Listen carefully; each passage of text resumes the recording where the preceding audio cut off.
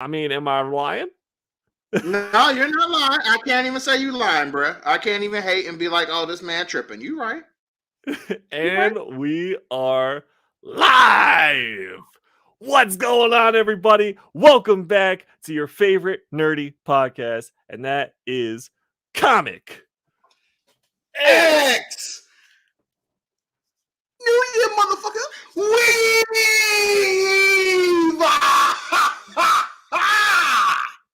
That's right. I am your co-host, James, aka Comics for Cheap, aka Happy Motherfucking New Year. And I got my co-host here with me. It's your boy Chris, aka I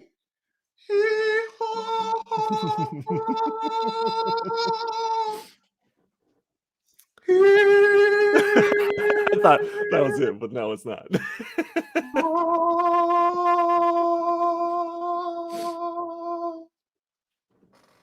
Music will be back next week. Black Santa, aka man, Antonio Brown is mother, aka Super Cold. I know it's here somewhere. Yes, it is. Walter. And I hope y'all ready because your boy done got this situation straight. We gonna have us that battle coming sooner than y'all think. And I mean really soon. We gonna have your boy working on that first concert too. You know what I'm saying? You gonna have all the homies there. All those fans of Super Cold gonna be sitting there waiting to get that water. And it's coming, boy. Ladies and gentlemen. Wet. To get moist. It's gonna be wet. Real wet. Spray down. Well, welcome back, everybody. I know it's been a couple of weeks. We had the holidays, obviously, everything going on with that. And so, you know, everyone's schedule's getting crazy with the holidays. But we're back and we're live and we have so much to talk about. It's going to be a very fun night. But we're going to kick it off, I think, with the Antonio Brown shit that you mentioned in your little intro there. Because, holy shit, this was like fire to the internet because that shit took the internet by storm. For those of you who have somehow missed what has happened here and like don't care at all about sports or something, sports are part of pop culture, which is why we talk about it here on this podcast. Antonio Brown decided during the Jets game that that he was playing on Sunday to start yelling on the sidelines, take off his shoulder pads and jersey, his gloves, and his undershirt, and throw the gloves and the undershirt into the stands, trot across the field while the teams were still on the field, doing jumping jacks. That's right. Doing some jumping jacks because nutrition is important, and then chucking up the deuces to everybody and just running down the tunnel, trying to high five Jets fans. I don't know what that was about. Like everyone was trying to give him a high five or something.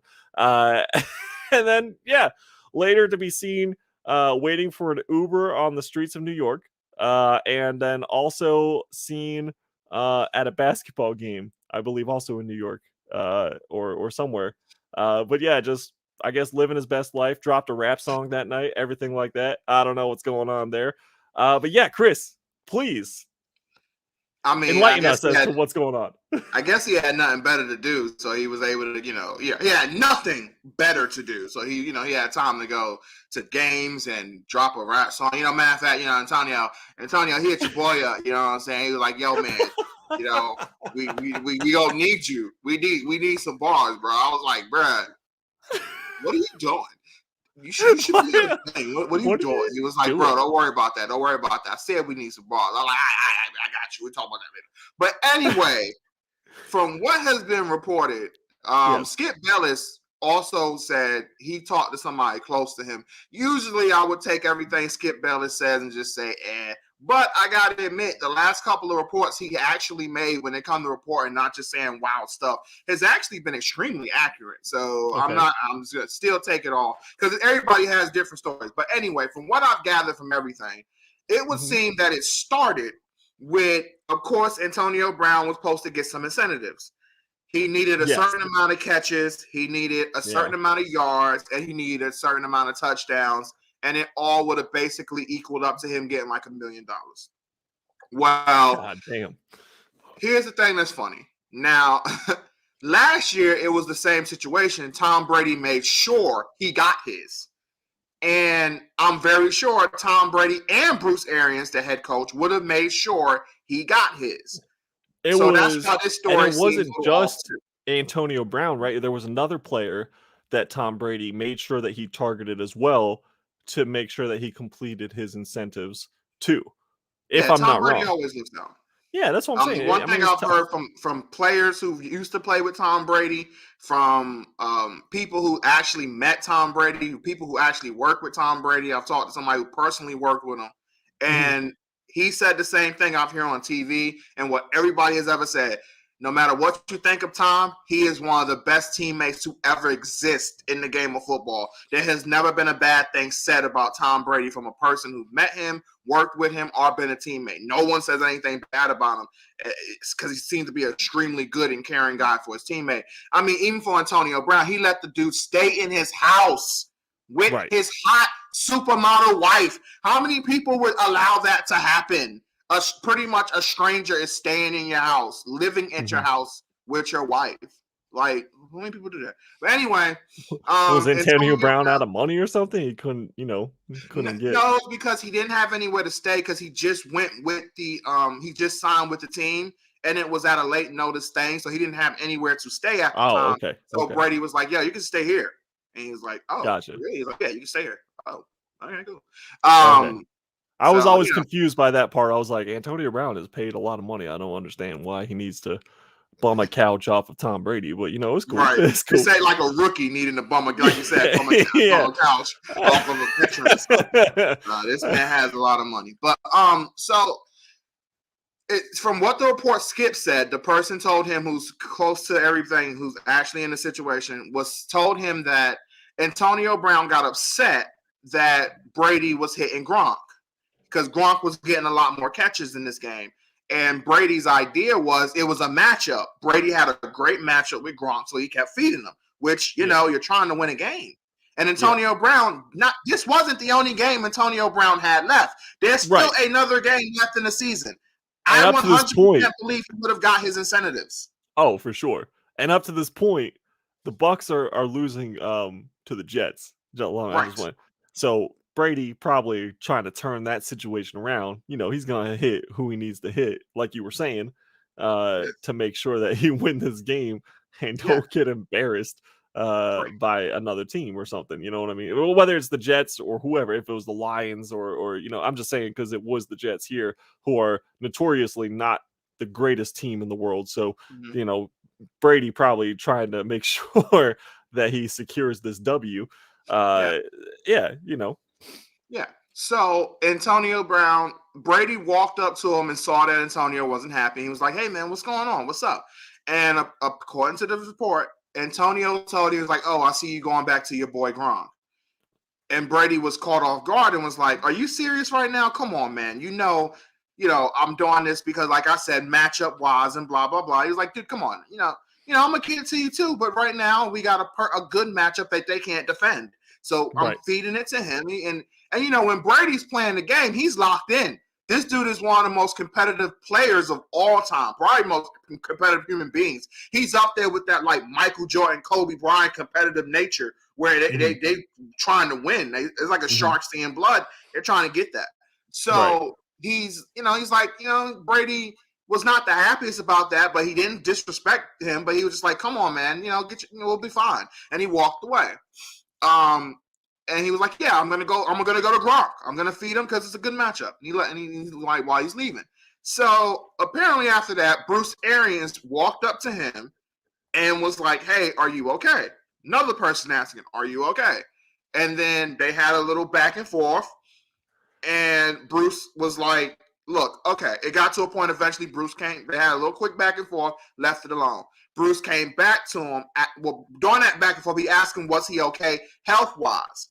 I'm being told, and a lot of analysts, a lot of former football players said this, a head coach usually does not go to a player and ask them if they are hurt. It's usually a training staff member or something like that. They don't usually, during the game, They don't usually ask the player about injury stuff during a game. So They some got players other like shit to that. worry about. Right. So it's still conflicting evidence of what Antonio Brown said. But the big thing that has been commonly reported, and Bruce Arians said this happened too, was when Bruce came back the second counter and said, hey, all right, time for you to go in the game. Antonio said no. And Bruce was like, no, I don't think I will. He was like, no, that's cool that you might not think you will, but I need you to go back into the game. And Antonio Brown flat out said, no, I'm not going in the game. Bruce Arians said that he told Antonio Brown, okay, fuck it, you can go. Like, get out. Well, apparently, that might have been what told Antonio Brown to get out the way he got out, because then he started flipping out and started, like, trying to lead. Yep. Receivers tried to talk to him. Yep, I saw that. Mike Evans, who was one of the nicest guys in the league, tried to talk to this dude and was like, don't do this. Don't do this. They had it back and forth to the point where Evans was like, you know what? Fine, I give up. And he turned around and he walked away. And that's when the viral scene that a lot of people started seeing, where he started taking his stuff off. He threw his jersey down. He threw his helmet down. He took his stuff off. He started throwing things into the fans. He jumping jack, hyped, whatever he was doing. He waved. He gave peace. He gave fives. He went out and watched some basketball. He called super cold water. The one thing funny is that when he ran to the back, they actually thought he was a fan running to the back, because no one has ever seen this before. Yeah, so I heard a security guard almost tackled him. Yeah, like a security guard was coming after him because they thought he was like a streaker or something. Yes. Bro, and that is like the icing. He apparently asked, I think, like, some people are saying it was like the National Guards who's there at the game or whatever, but he asked one of the bigger ups, like, hey, can you give me a ride? And they was like, no. No, we're not giving you a ride. No. That's what call the Uber or whatever.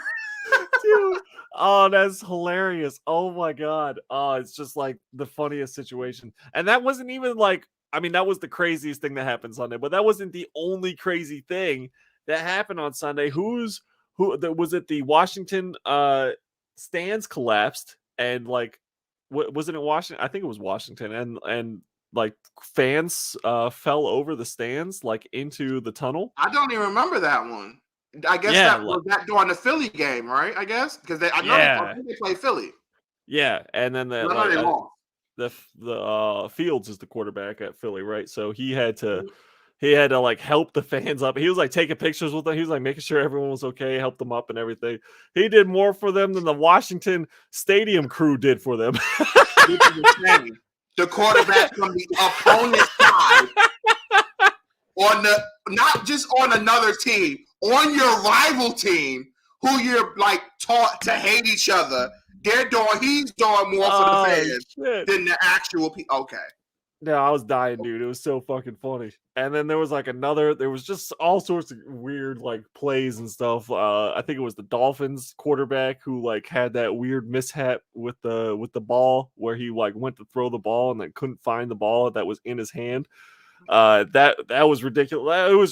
It was a crazy start to 2022. I'll just put it that way. It was. I want to say one last thing about Antonio Brown. It's the last thing I got to say about it, is that this is a really sad situation. Brady made it clear that there's some stuff going on in Antonio Brown's life. He was saying people need to feel compassion for this guy, and he was saying everybody needs to feel compassion, blah, blah, blah. And he was telling that he loves the guy. He loves him, as his friend. It's always going to be his friend. He'll do anything for him. And I believe Brady. I believe even if Antonio, who I hope doesn't lash out at Brady, but he has a history of doing that, I hope he doesn't. But if for whatever reason he did, I do feel that if Antonio called that dude 5 years from now, was like, Brady, I need your help, Brady would stop what he's doing and help him. That being said, and I'm gonna say one more thing before I go to that percent. Mental health is extremely serious. A lot of people suffer from that. Even though I would say the way me and Dino was raised up is mental health wasn't like a major thing back then, and we was raised to be tough through a lot of stuff. But mental health is serious. Both of us understand that it's an extremely serious thing, and it's something that people need help from, and we should all help them. That being said, Antonio Brown has not been a person who you could root for. He has not been compassionate to anybody else in his life that we have seen. He has, don't forget, he has a rape charge. Don't forget, he's said and done very vicious things to people. He doesn't pay people. He's done a lot of messed up stuff to people. I personally do hope that it is a mental problem or something like that that's going on, because it can explain stuff. Because honestly, if it's not, and I hate to say I hope somebody's having a mental problem, but it would at least explain things. If it's not, Antonio Brown is just a garbage human being. He's just an asshole, and it's just that simple. Antonio Brown is one of the guys who worked harder than anybody. The one thing you can't say, even at 33, this dude is still one of the best receivers. He can still ball. Don't forget, last week, after coming back after missing so much time, being suspended, being hurt, that dude gave you a $110 and 10 catches. He was balling. He can still ball. He can still play at the elite level. And that's what always allowed him to get away with things, because tolerance and elite, they have to be equal. But once the elite goes down, tolerance can never be higher than the elite status. So once your productivity goes down past that tolerance level, that's where your butt's gone. He's been able to always stay equal with them. And it's just one of those things where he's never quit on himself, whether it was he wanted his money, he wanted his fame, which I do personally believe in his mind, he thought the Jets fans were cheering him. So that's why he probably act that way, even though we all know that wasn't necessarily the case. But this is a guy who cares so much about that. No matter what he cared about, he always played at his best. He always balled out, and he always worked harder than damn near anybody, because that's what he needed to do. The problem is, this was the first time I truly believe Antonio Brown not just quit on his team, because he obviously did that, and there's no excuse for that. He quit on himself. He completely gave up, and I think he honestly, in my opinion, he waved his ass goodbye to the NFL, because I don't see a team ever signing that. Brady was the one who got him back in the league and got people like, okay, maybe he can do it. Brady did this and that. Now you can't use that. He quit on Brady. He quit on everybody during a game. I think that's it. I think his career is over. Got two things to add to what you were saying. One, I agree with you 100% that mental health is important. Obviously, my wifey, that's exactly what she does. That's her field, and is a mental health therapist. So 100% mental health is important. That being said, the shit that Terry Bradshaw was saying in regards to Antonio Brown saying that he should be put in a straitjacket and locked in a hospital was not an okay thing to say, Terry. I mean, I know he said some crazy shit quarterback and always have such great things to say about Terry freaking Bradshaw. I don't know how he's still on TV, but he's a little outdated for the world that we're in today. But there's that. So Terry Bradshaw, fuck you. Again, that's like how many? We only have 38 episodes. I feel like we've said fuck you to Terry Bradshaw at least 5 times. Very sure we did. Yes, very sure. Very sure. And then the second thing, you're right. Easy. At 33, he is still elite, and it's crazy because the first thing I thought when I saw him hopping across the field was like, damn, that man is ripped as fuck, dude. That dude looking good, bro. I don't know what he's doing, but that dude is looking good. Excellent shape. Dude, that dude was like, premium shape, man. So I was like, hell yeah, Antonio Brown. Keep hitting that gym, bro.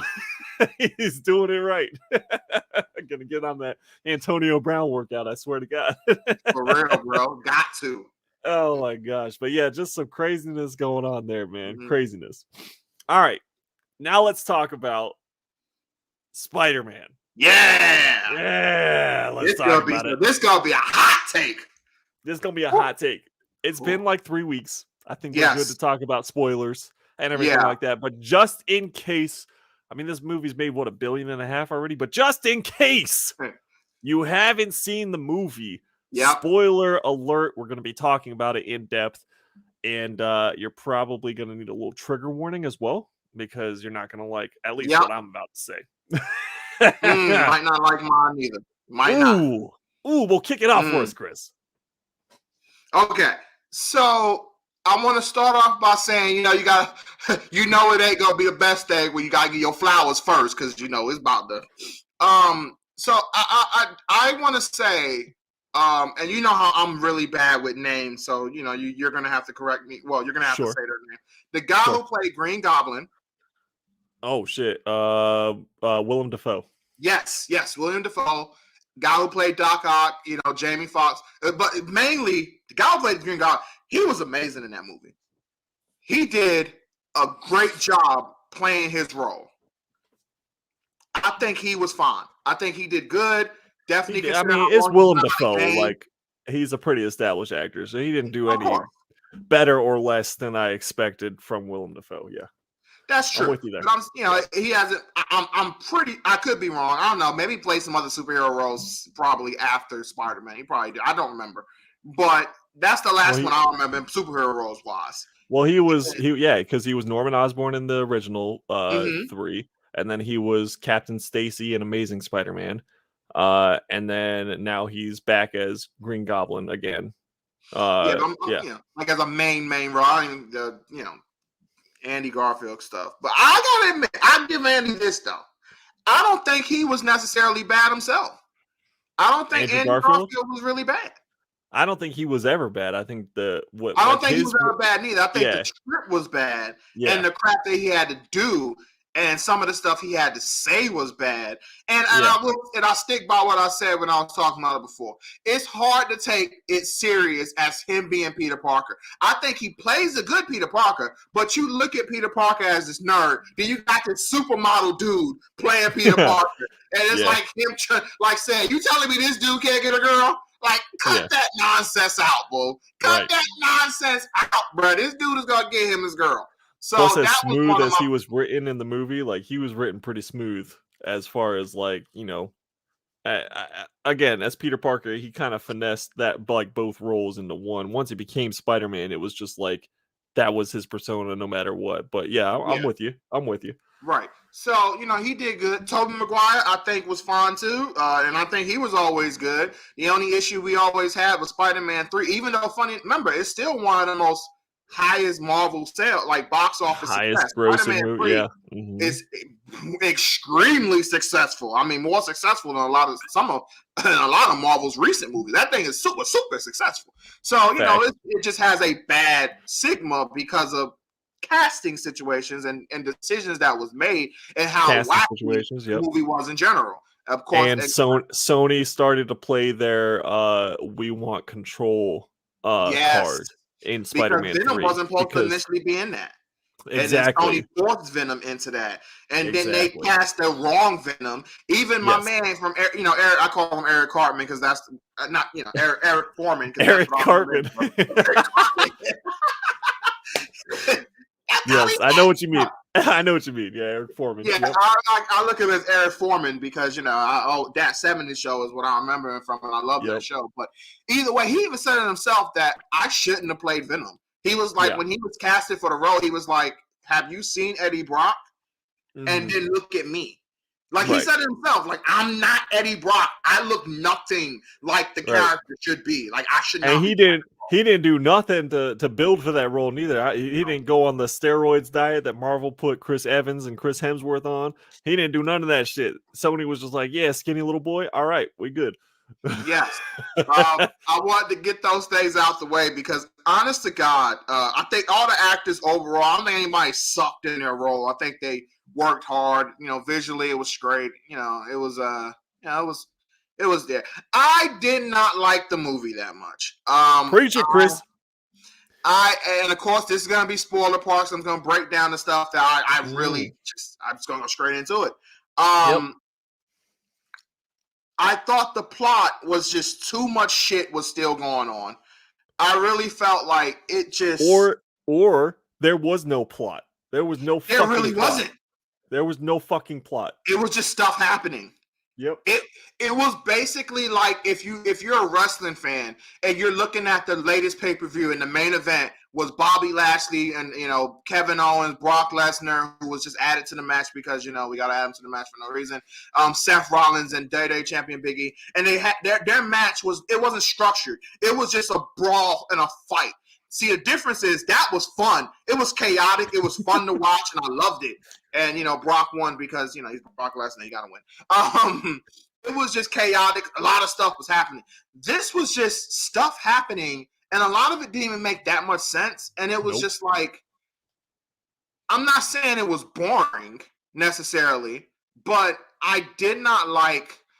It's like, all right, let's get straight. I hated the ending really bad. Like, I thought the ending was terrible. I did call it though when I said when Andy did show up, he was gonna save MJ. Mm-hmm. I knew they was gonna do that, and I said that. I knew they was going to. Yep, he had to jump in and make the save, right? Because he had to get because I was like, man, what if he failed again? Remember, I said that shit. I was like, what if Andrew Garfield came in and then he just let her fall again? But he did.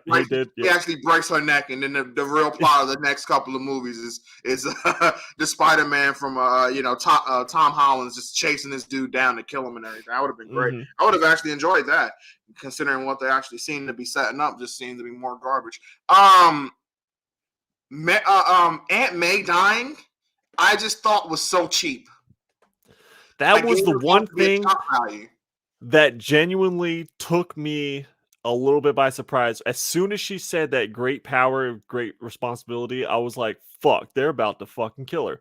And then like that shit, I was like, what? I was like, God damn, like I really didn't think that they were gonna pull that shit, especially like with the relationship I thought she was gonna have with Happy and continuing or whatever and everything like that. And that was the one part of the movie that was unpredictable to me.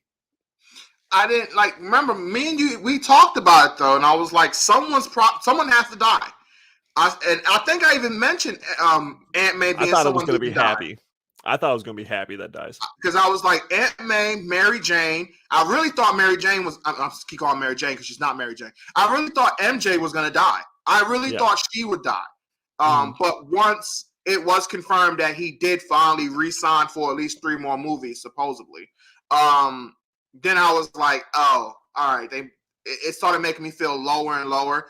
And then I was starting to get on your bed. I was like, yeah, Happy might probably die. Because, it makes sense for him to die because, not to be mean, but what else really is he going to do? So him dying is like, okay. Like he can go out what I was and go, we can have an end credit scene where he goes to heaven and who opens the gates for him is good old Tony Starks. And then he's like, oh crap, wait a minute. I must be in no. So I'm joking. So I'm just like when she died, I was just like, okay, but it kind of felt cheap. Honestly, where it was now, of course, it was going to always be used as a plot device, but I don't know. It was something about the death that just didn't I didn't feel much from it. Yeah. I don't know. I didn't feel much from it, so I don't have the most negative thing to say about the death. It's just something about the death that just rubbed, and I just didn't feel much from it. It was just so stupid because Parker even just kept saying, "Get out of the way, get out of here, get out of the way, get out of here, get out of the way, get out of here," and she's just standing there like an idiot, fucking in the line of fire. Like, bitch, what the fuck do you think is about to happen? Like, you're dealing with a homicidal maniac from another planet, and Spider-Man, your nephew, is telling you, get the fuck out of the way and let me deal with this. And you're just standing there like, ah. So for me, I was also like, this is like, they're going to, I couldn't believe that they were about to kill her. But at the same time, I was just like, this is so dumb the way that they're killing her. If it would have been executed differently, it would have felt and been better, and it would have felt more to me. But like you said, with the way it happened, it just seemed really dumb. And another thing, with Peter getting mad and necessarily not wanting these villains to go back to their go back to their world and die, and him fighting Doctor Strange and all that. Concept-wise, that's really dumb. Considering, and even as a storytelling situation, I understand Peter has his heart, but looking at everything that, if this was early Peter Parker, it would have made way more sense to me. Talking like if it was the first move of time around the first movie or so. That would have made more sense to me. But considering everything that fucking happened with Thanos, him getting snapped away all of the death, everything that led to that, all of the crap, with Tony dying and having to sacrifice himself to get rid of this big time villains era. Are you that stupid? Peter was never that stupid. Yeah. You had to do those kind of stories much earlier on. Oh my God. For Peter to risk so much on that. So nowadays, Peter will have his moments of, doing stuff like that. But it's still, he learned from his mistakes. He grows from those things. This is an early Peter mistake that should have been made. Okay. I am 100% with you because literally, like you were saying, Thanos, with all that shit, Tony, like him going into space and shit, Tony dying, him witnessing that shit happen. Then fucking the very last movie with Mysterio where he trusted a villain and got burned. And then there's absolutely no fucking growth. There's no growth to the character. He does the same exact shit again. It's but yeah, keep talking that shit, bro. Keep talking it. Yo, it's just like Russell Westbrook doing the same freaking turnovers for my Lakers that he does. Always jumping in the air and having no plan of what to do, and then it's a turnover, and then it's the same old turnovers. He has 7 turnovers in the game in the first half, and it's the same crap. And you're sitting there like, dude, you should know better by now. That's exactly how I felt about Tom Holland and his Peter Parker. That's exactly how I felt about Peter. I was like, dude, you should know better by now. Yep. You should know this is going to end well. Because in the grand scheme of things, he is 100% the reason why his aunt died. It's 100% on him. Yeah. Because and even more so than like the other movies with Uncle Ben. Right. Or even like the comic book version. Those deaths are early and he learns from those deaths. Right. He learned nothing from everything even you said with the Mysterio stuff, which I was going to say as well. He learned nothing from all of that, apparently. Nothing at all. Nothing. These guys did not die as good Samaritans and like Peter was fighting some other villain and something landed on him. He trusted Otto and it turned out good. Like the one fucking guy that he actually fixed. Yeah, it turned out well. But that was it. Yeah.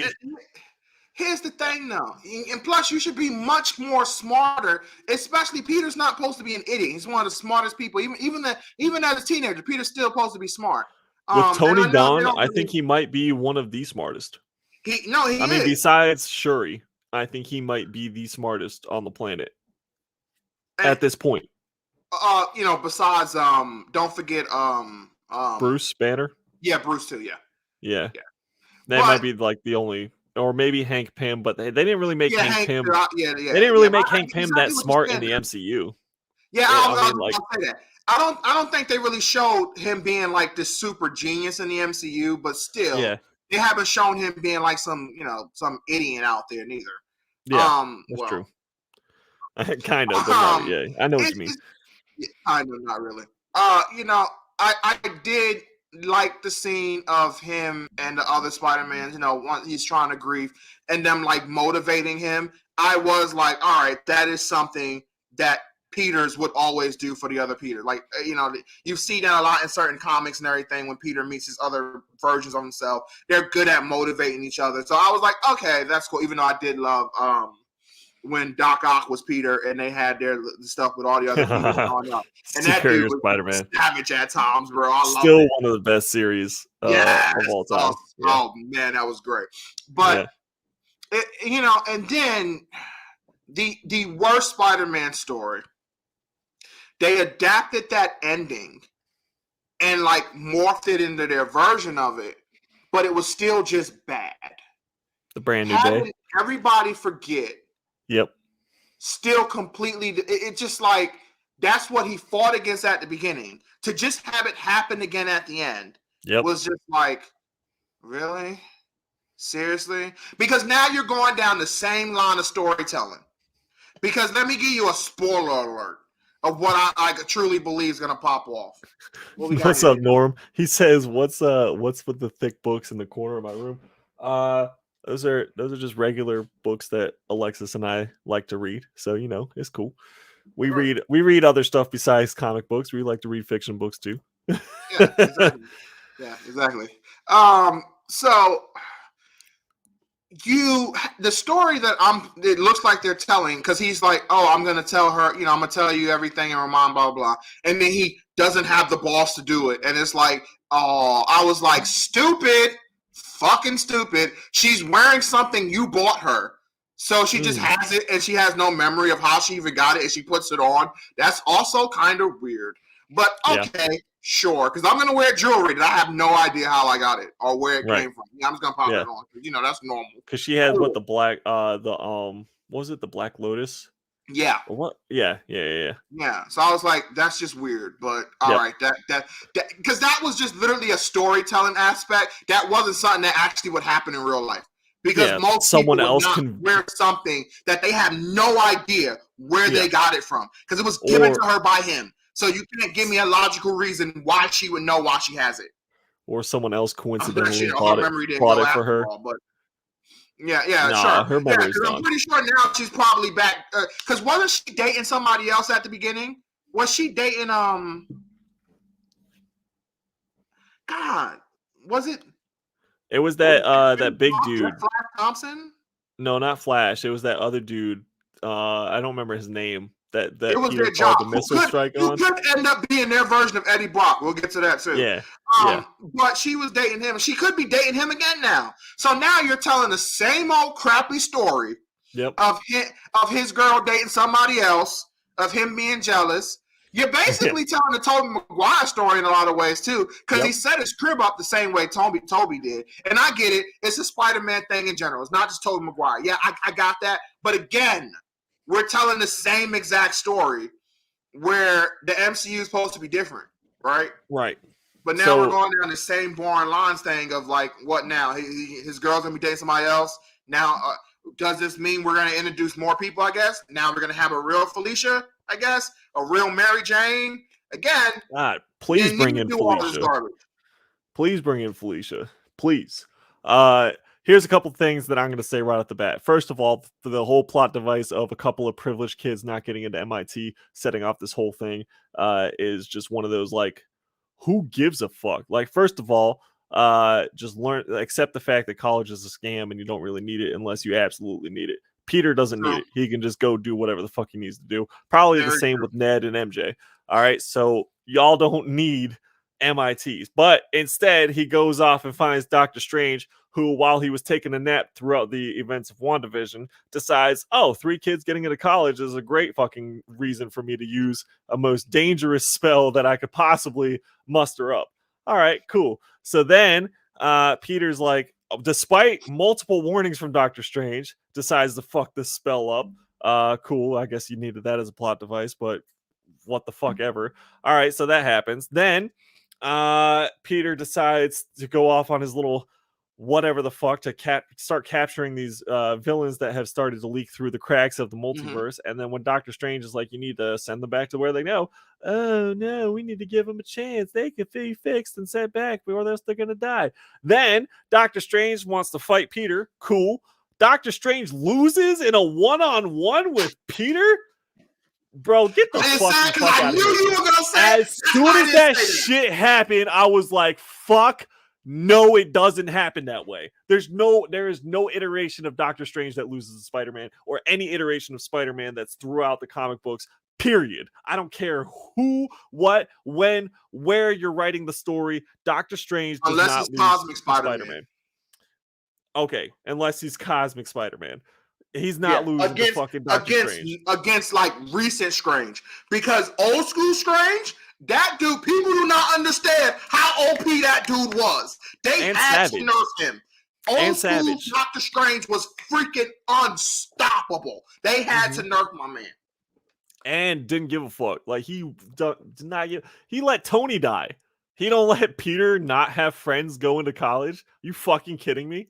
Like, you like, oh my god. So that was just stupidity as well. Then too, real quick, not to cut you off, but even with that too, I love that he did let Tony die. But I will admit there was some questions there too, and I guess you could say, well, it was part of he had to do it because there was the vision he saw, I guess. But it was kind of weird where at first he was like, even if I have to let you die, I'll let you die. And then when like Thanos had him, he was like, oh no, don't kill him, here, take this stone. Well, I mean, yeah, that was the one scenario or whatever because Tony had to live to invent time travel. Sure, it But was. like, yeah, like Yeah, at the sure. same time, like Tony Stephen Strange was willing to kill anybody Of to course. Yeah. protect what he needed to protect. But but that's why it's oh my god, it's just so silly when he's just Education. like, you know what? Couple of privileged kids need to get into MIT. Oh yeah, sure, no problem. So then I thought, like, we saw the villains in the trailer or whatever. I was thinking we're gonna get like a surprise villain coming in from another multiverse. Maybe we haven't seen a new villain to kind of add into the sinister. No, we didn't get anybody new. We just relied on nostalgia to carry this movie. So we got, all villains that we had seen all doing the same shit that we knew exactly what they're gonna do. Because guess what? We already seen a whole fucking movie about them. We So did. like We that did. shit was kind of boring to me just because it was like it's Mm, the same characters. We already know Norman Osborn has the double personality. We already know what Dr. Octopus's motivations are. We already right. know Electro really doesn't give a shit and is probably gonna be the one to fuck shit up. Like it was just all right there. And so it was like Yeah. for me, I mean, obviously because we have you know, we're the outside looking in and this Parker doesn't know, but it was still like for the audience, I feel like there was a pandering. It was just Of course. it was Yeah. yeah, it's just pandering to the nostalgia to carry the movie. And I'm just like, that just doesn't do it for me personally. And then like Andrew shows up, Toby shows up. Again, it's just more pandering, like the little silly jokes of Andrew hanging from the ceiling. Oh, could you clean that cobweb for me? Like it's fucking stupid, dude. And then the climax happens, and it's like, wait, we're at the end of the movie. Like it's already like, bleh, there you go. And so Yeah, because fast. they show up towards the end, yeah. Yeah, it's just so fast that I'm just like, Yep. okay, all right, cool. And then it's just yeah, like you said, well, we're gonna end the movie the exact same way we didn't want to start the movie. We Yeah. didn't want everyone to forget that Peter Parker was Spider-Man, but guess what? Now we have to. And that's just that's what happens. And dude, And then it was disappointing start to finish. JBK's dad says, and Spidey traps Doctor Strange in the Mirrorverse, not knowing if he just permanently trapped him there, or didn't consider how vulnerable Earth would be without a Sorcerer Supreme, who was Wong at this point, I guess. All for MIT, yes, 100, all for MIT, yeah. yep. And again, in no world would Spider-Man fucking beat Doctor No. Strange, especially not Definitely trap. considering the two spot. Definitely in this version too. Doctor Yeah, Strange has been shown to be better, like stronger than Peter in terms of mhm, like if they was to fight 1-on-1, Strange should win. But yeah. apparently, Apparently what? not. Apparently What? not. What? What? Oh my god! Like that stuff was just really, really dumb. It really Mhm. was freaking stupid. And like my man said, like he did trap him there with no like idea of like, yeah, how do I get him out of here? Like, Yeah, we're just magically Ned has a little bit of power or whatever, and he made yeah, his because I little guess motto. it looks like they're trying to set him up for probably like the Hobgoblin or whatever. Like, I Yeah, don't care. well, I because of don't that give a fuck. stupid joke that he made too, where he's like, "Now that I have powers, don't worry, I'm not going to become evil and whatever." And it's like, okay, but your alternate universe Ned is probably going to do that. Like, okay, cool. I we was like, we've read dude, we've I read the don't. books, bro. Yeah, I was like, I don't care. I was like, uh, dude, I don't care. I don't. Yeah, Like that was the other thing. Ned and MJ really didn't have a purpose in this movie. Like they was just there. they kind of They was carried their just own there in to the be first like two. they're like we just have to have them there. Yeah, they carried their own in the first two. They had contributions to the movie and the plot point. But in this movie, you're like you said, they were just kind of standing around, like, oh, I can't believe you did that, Peter. Oh, why didn't you Mm, tell us, Peter? Oh, what is mm, this going on here, Peter? mm. Yeah, Uh, like honestly, and I think what helped out, they were never, even in other movies, they were never this important. right. So he was able to give their contributions and then be gone. Hmm. Here, they're basically like Peter's 100% sidekicks. Yep. And he was like, no. But they weren't used that way, right? Because they brought in the Exactly. other two Spider-Men. So it was like it was just too much. There was too It much was going too, on. yes, too Yeah. much. It was too, and it is the one thing me and you did fear, that it would be too much stuff going on. No matter what, we knew it would be popular and it would sell like hotcakes and it would break records. That's not what we was ever. Not no point in time did you and I ever believe it was gonna flop. No, Right. of course not. But this was something as us as fans we was concerned about. It was too much stuff. Yeah. Too much crap going on. And here's the key thing. You never once heard me ever say this is going to really set anything up for the MCU. And it didn't.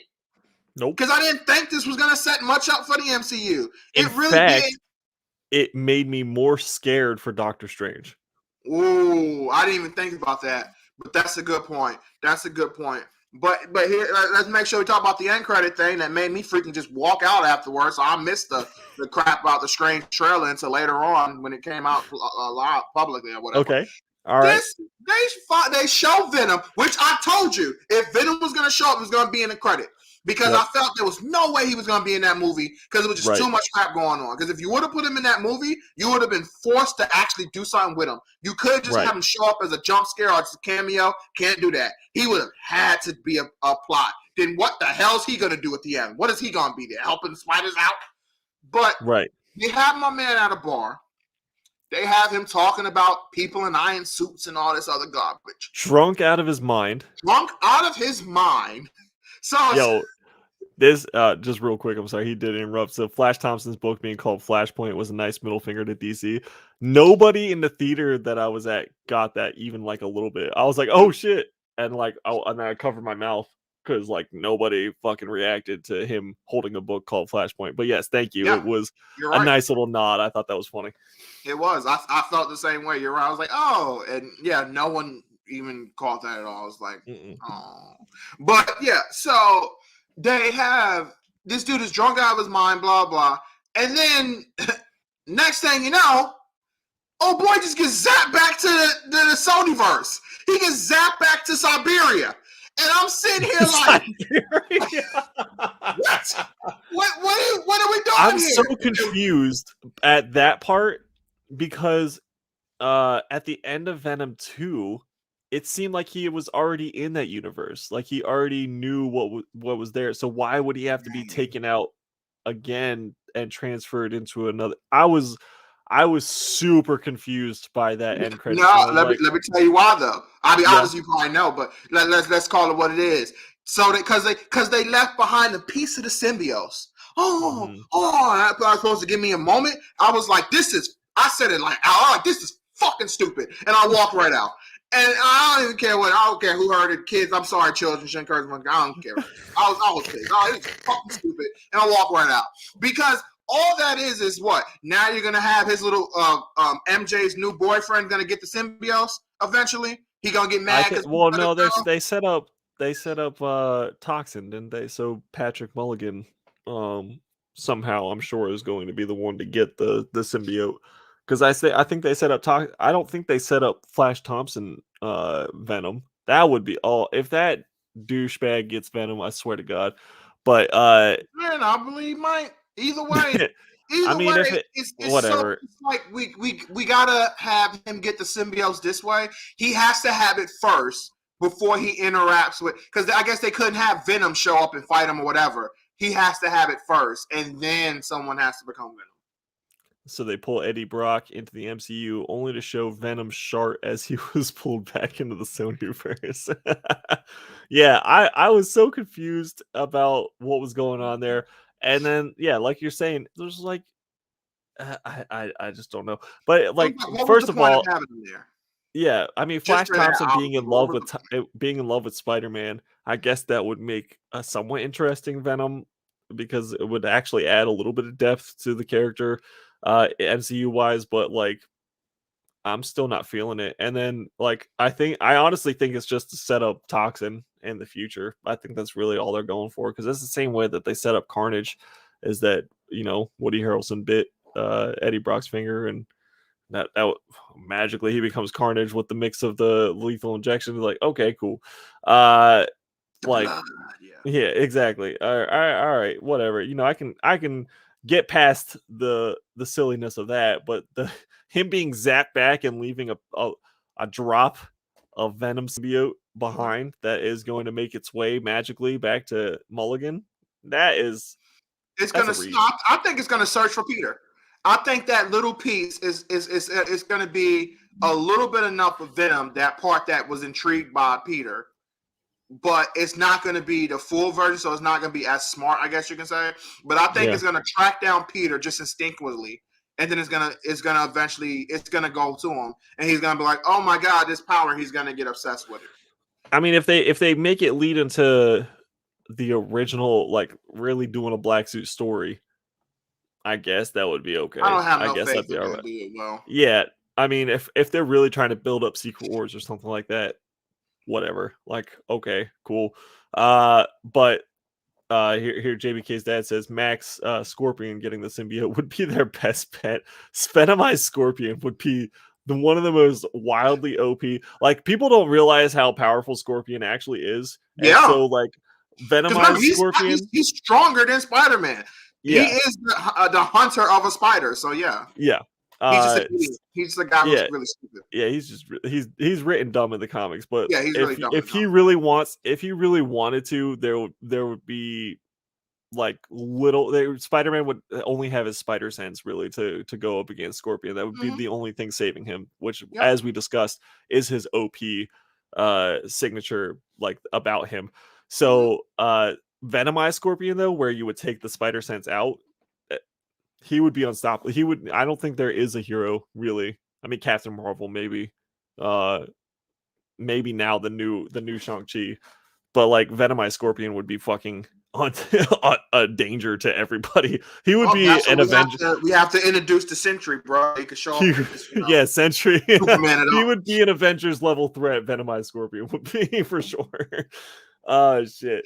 But yeah, so and then we get the second after credits, which is the Doctor Strange trailer, which was all right. I mean, we got to see America Chavez, which I'm excited for, but we all kind of knew she was coming since her power is literally hopping through multiverses and everything.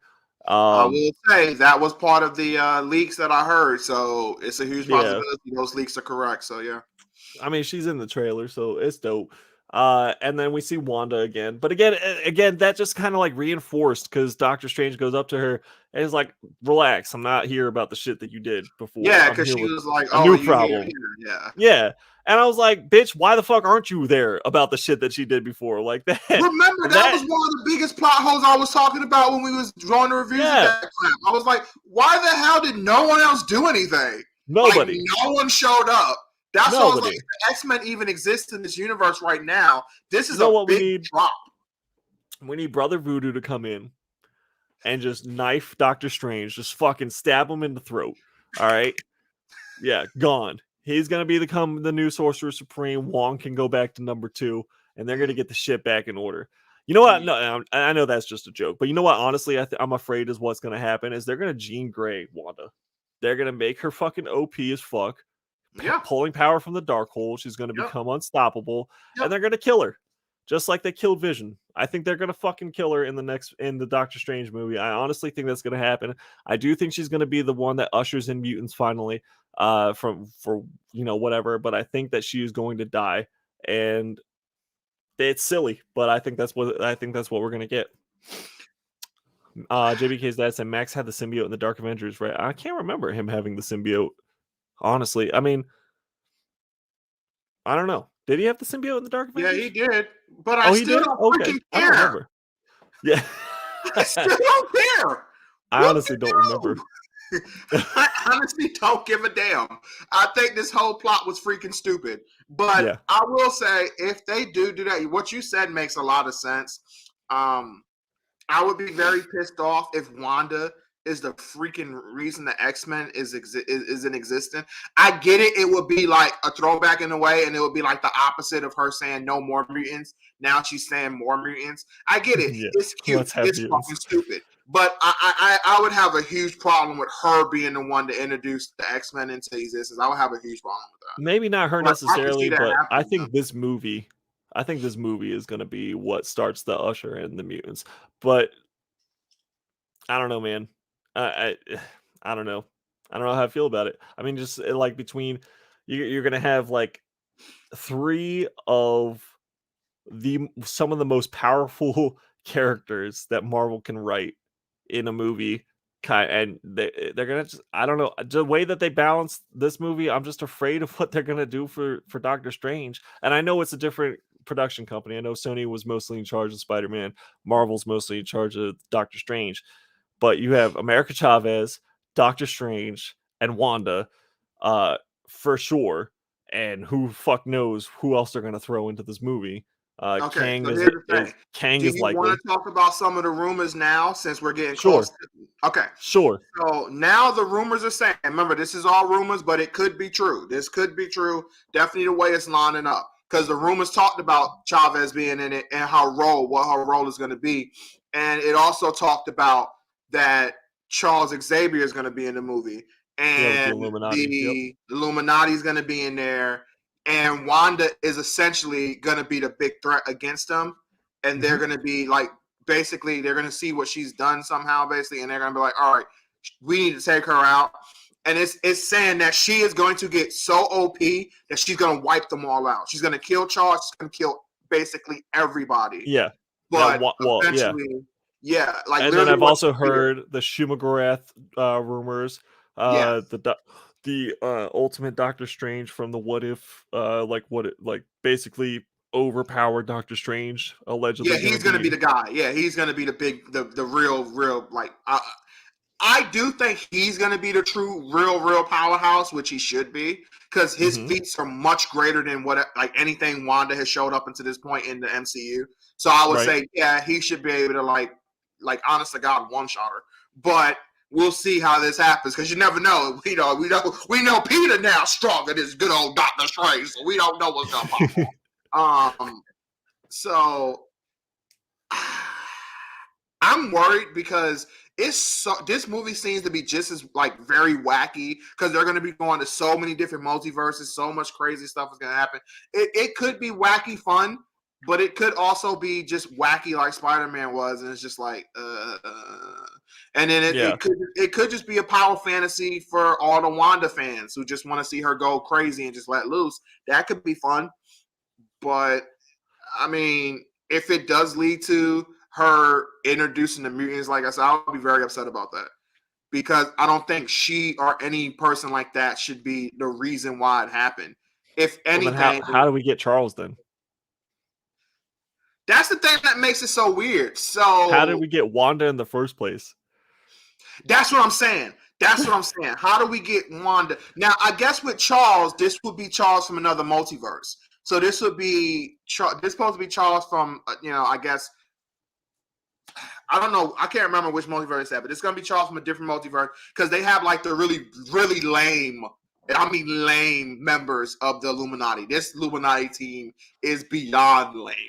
Right. Outside of Charles being there, these are a bunch of like second-rate bums. I'm sorry for all the fans that are bums on this team. You got some jackass from Asgard, whoop-de-doo. It's a bunch of bums. So I was like, wow, this team is really fighting, like just scratching the barrel for guys, man. I might need to put my application in because I think I'm too far. Oh shit. Jimmy K's dad says Magneto's getting the shit end of the MCU stick because they will remove all the concentration camp childhood experiences that shaped him into the man he became. That's true. There we go.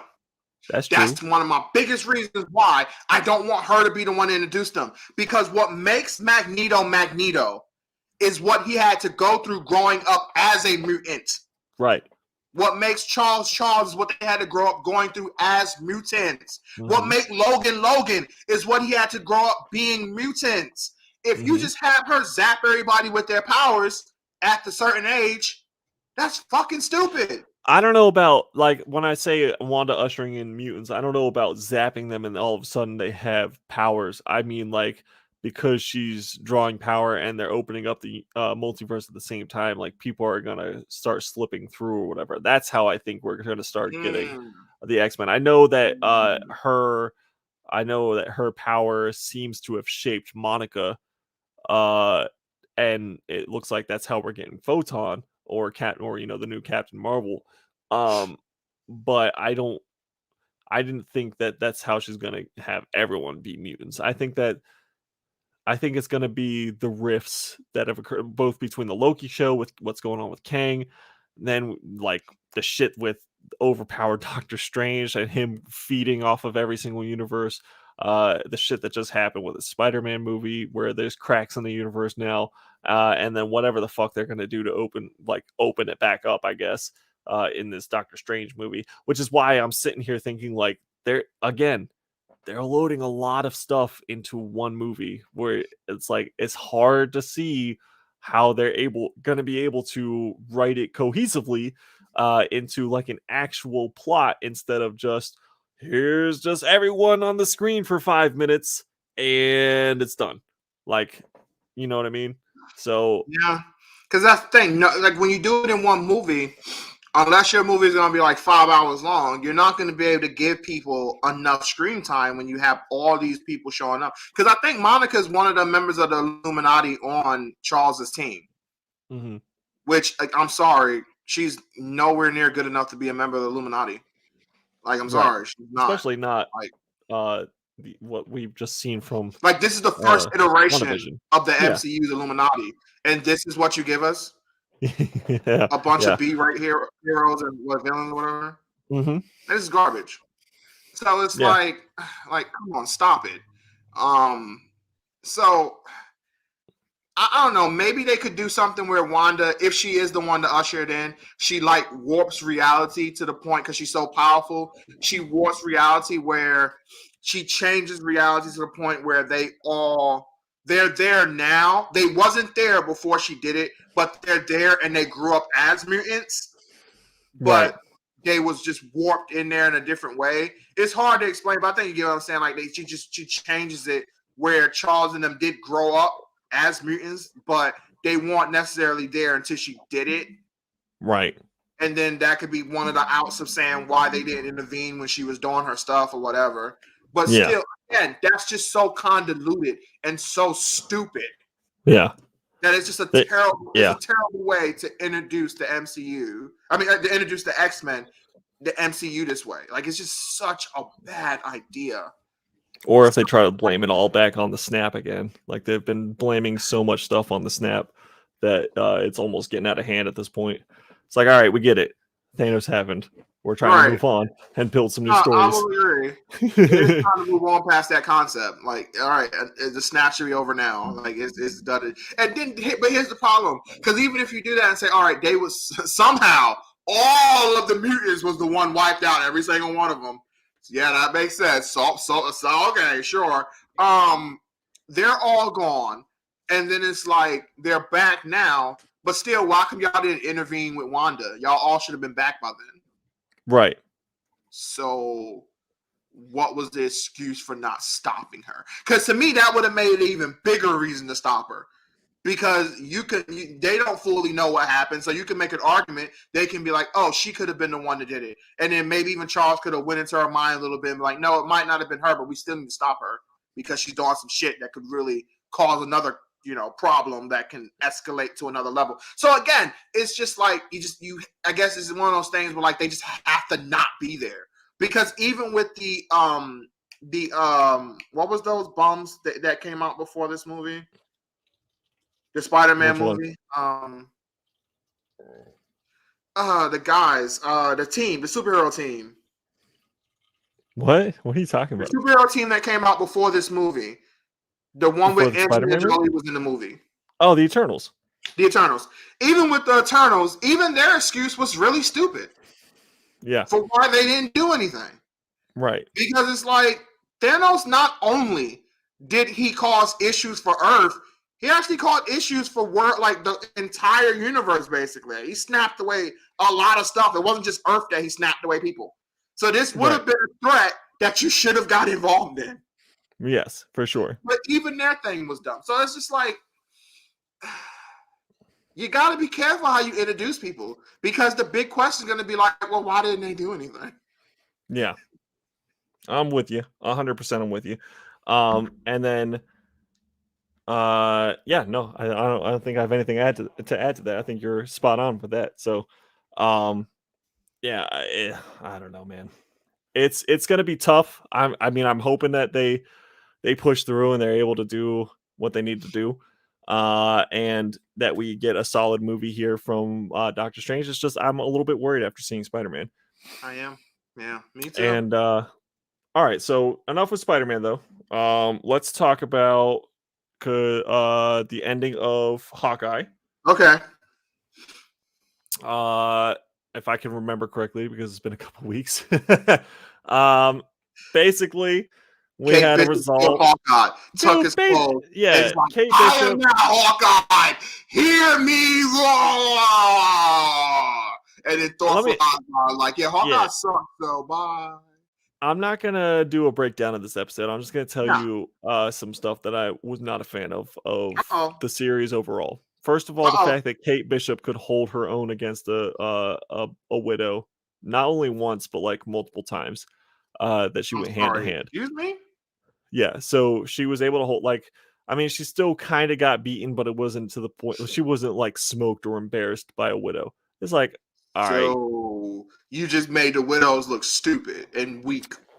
That a fucking teenage girl can hold her own against one. Yeah. Who has no formal training the way they're trained. Clint, I get it. Like, he trained with Natasha. So when Clint did his showdown with Yelena at the end, he was, but see, here's the difference.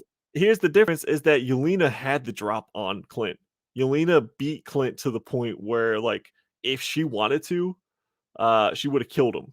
But she was just basically saying, like, I know you probably didn't watch Game of Thrones, but there was a scene, there was a pretty infamous scene where this one dude was beating the mountain, and he was like, you raped her, you killed her, say their name or say you did it or whatever. And he was basically just taunting it or trying to get the information out of it. And so basically Yelena was like saying, tell me you did it, tell me why you did it, blah blah blah blah blah. And Clint was like, look, I've been trying to explain to you that I tried to die and she made the sacrifice. Like, I couldn't stop her.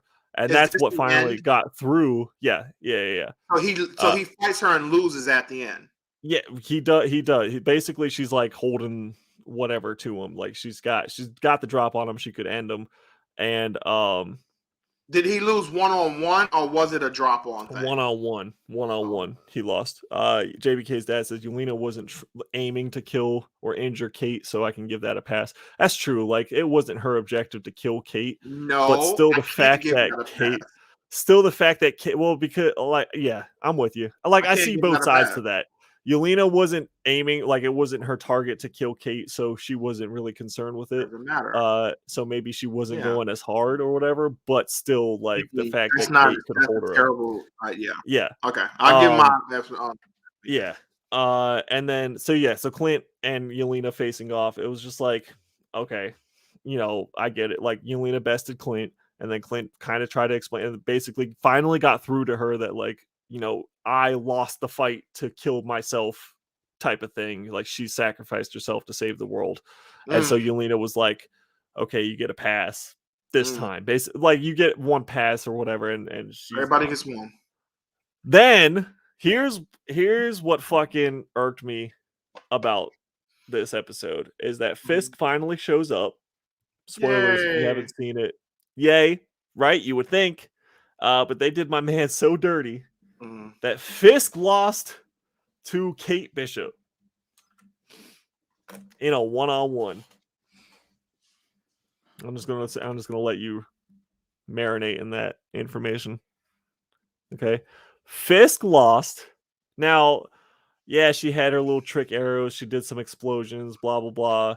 But, like, this man literally could have just Batman, like, broken her back like Bane over his knee, like it was nothing, like a piece of paper that you tear out of a notebook. And yet, in their little close quarter fight, somehow Kate Bishop walks away to tell the tale after her mom drives through the shop in a car and hits Wilson Fisk just square on, basically, like, throwing him. And then she, like, throws a bomb arrow at him, so, like, explodes him with a bomb. Still, like, doesn't really take him out. Like, he's still able to get up and walk away, but just gives her enough time to, like, escape the situation. But I was just like, it was literally the showdown, like a showdown moment of the show Kate versus Fisk, and if you were to just watch that scene, you'd be like, "Oh, Kate won. Kate won that fight." So that pissed me off. Then Echo has like I mean, I get, and let's just like we said, Echo was going to have, since she's going to have her own show and all the shit that they're building her up in the comics, of course they're going to turn her like not bad anymore. Yep. Echo decides to kill Kazi, fucking just murders him. So we never get Kazi with the clown face paint or anything like that. We don't get like awesome Kazi, who's just a fucking straight psychopath murderer. Yeah, we don't get none of that. She just kills him and then goes after Fisk, similar to the comics, where, you know, holds a gun to the head and bang. And yeah, that's the end of Kingpin right now. Is Echo just basically like Fisk is stumbling out after his defeat to Kate Bishop, trying to find a way back to safety or, you know, whatever, and runs into Echo, and Echo holds a gun up to his head and pulls the trigger. Like, you don't see it, it fades to black or whatever. You hear the bang. So yeah, they did Wilson dirty as fuck, dude. Dirty as fuck. But I guess Kate Bishop has officially been crowned Hawkeye, so woo. Woo.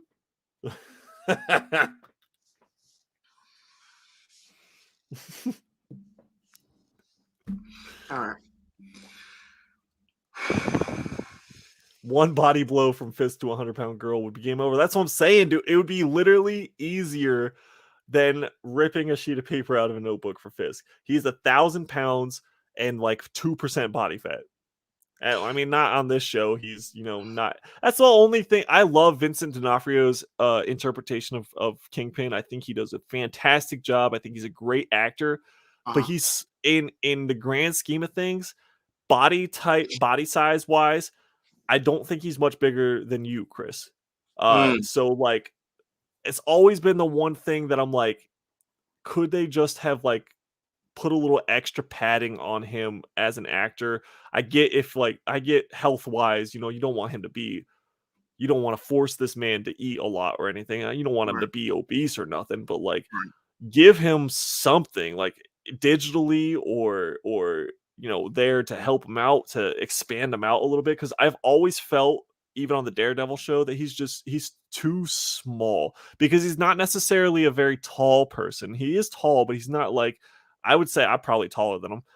So he's not like tall, and then he's not like the Mountain, like on Game of Thrones or whatever. He's not huge, like ridiculously massively huge or something like that either. So I've always been a little, I wish he was just a little bit bigger kind of thing. But in the grand scheme of things, he's still Kingpin, and he's still like 3% body fat, all muscle, and should be able to destroy Kate Bishop without like a fly, like brushing a ant off of his shoulder type of thing. So this is the same Kingpin who is capable, and of course I'm really looking at comic stuff, but this is still be the basis of everything. This is the same Kingpin who's capable of like fucking up Daredevil, fucking up Spider-Man. And you're telling me this teenage girl who, again, does not have any real training, and even if, and I'm pretty sure she hasn't been, even if she was trained by Hawkeye to an intense degree, Hawkeye just got his ass whooped by a Widow. Yep. No offense, but if you're an Avenger, you should be higher than a Widow outside of Black Widow. Like, no offense to old girl, Hawkeye should have whooped her ass. But he's not capable of, because the way this story is, Hawkeye is a bitch. Yeah. I'm just going to call it what it is from everything you told me. Hawkeye is the king of the bitches. I've lost all respect from Hawkeye just by listening to you. So he's nothing but a little bitch in the MCU. Bitch eye. Real quick, JBK's dad says the guy who played Kingpin in the Ben Affleck movie was the perfect size. That was Michael Clark Duncan, rest in peace. Only thing I didn't like about that is how light they made his skin. I mean, I get it, but like, I feel like they whitened him out for that movie. And Michael Clark Duncan. If they were gonna cast him as it, just make Kingpin black. I don't care. Like, don't Yeah, shy just away do from that. it. Just And he did do fucking a like he's he did black. do a good job too, though. And yeah, he did. He was the one saving grace of that Ben Affleck was. terrible, god awful movie. But yeah, Michael Clark Duncan, rest in peace. He was Rest in a peace. legend. Yeah, 100. But yes, go ahead. So you're telling me that Kingpin shows up and he doesn't even lose to Bitchard. He lose to Kate Bishop, a teenage girl who has no formal training to be fighting anybody in a high level situation. Right. But she even the fact that she got any significant blows or any advantage over him is just bullshit. He should have went up in there and he should have legitimately one-shotted her. And he should have showed her dominance. And even with the widow thing, she should not be holding her own against a widow, even if they're not trying to kill her. That's not the point. They're too heavily trained to let a teenage girl who has not been trained give them any type of fight. It should have been literally countering every blow she did, dodging every arrow she shot, and basically walking up to her while she's shooting her little arrows, missing, dodging every shot. Every time she goes for a blow, easily dodging it, taunting her while she's doing it, and then basically knock her out with one punch. Mm-hmm. Not trying to kill, but proving a point. Mm-hmm. This show is straight up trash. I don't give a fuck what anybody say. This show is fucking garbage. They turned Hawkeye into bitch-eyed for me from now on. They turned Kate Bishop way stronger than she should have been. Because fuck it. Kate Bishop sucks. She sucks in the comics, and this is just bullshit. Oh my god.